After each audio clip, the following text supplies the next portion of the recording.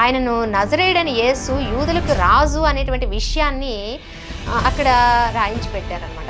ఎందుకు అలా రాయించి పెట్టారంటే పిలాతు అడిగినప్పుడు, అలాగే కైఫా అడిగినప్పుడు ఇప్పుడు ఏం చెప్తాడంటే ఆయన, నువ్వు రాజువా అని అడిగితే అవును నేను రాజుని అని చెప్పటం మనం చూస్తాం.